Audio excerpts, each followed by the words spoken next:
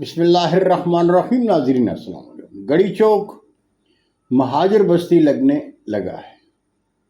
ناظرین، کھاریاں شہر کے انتظامی اور شہری مسائل پر انتظامیہ کے افسران سے اہل قلم کی ملاقات ضروری ہوتی ہے، لیکن اگر انتظامیہ کے افسران اور ان کے دربان ایسا نہیں چاہتے تو کیا کیا جا سکتا ہے؟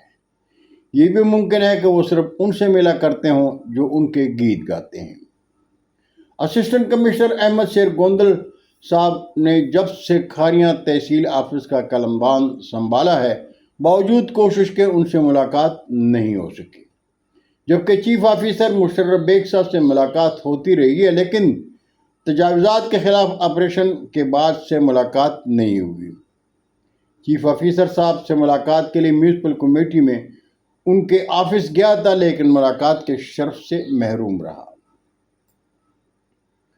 اس تمہید کی ضرورت اس لیے پیش آئی کہ افسران اعلیٰ فرماتے ہیں کہ مسائل کی نشاندہی بالمشافہ ملاقات میں بہتر ہوا کرتی ہے، مسائل کا حل باہمی مشاورت سے نکل آیا کرتا ہے۔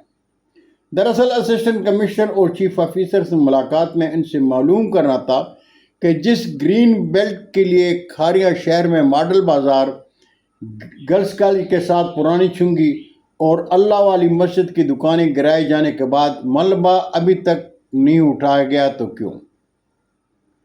تجاوزات متاثرین کے لیے عارضی کاروباری سہولت دینے کا فیصلہ بہترین ہے، لیکن میونسپل کمیٹی کی تجاوزات آپریشن اور بعد کی صورتحال سے کھاریاں شہر کا مرکزی چوک مہاجر بستی لگنے لگا ہے۔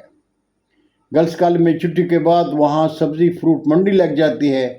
چلچلاتی دھوپ سے بچاؤ کے لیے ریڑی بان رنگ برنگے سائبان لگائے ہوئے ہیں جو معمولی سی تیز ہوا میں ہوا ہو جاتے ہیں۔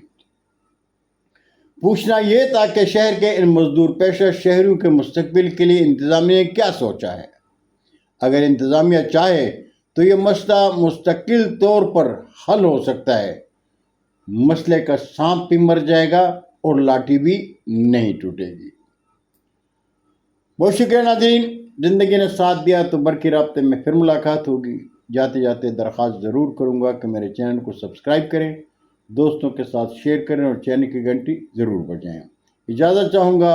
اللہ ہم سب کے پاکستان کا حامی و ناصر ہو۔ پاکستان زندہ باد۔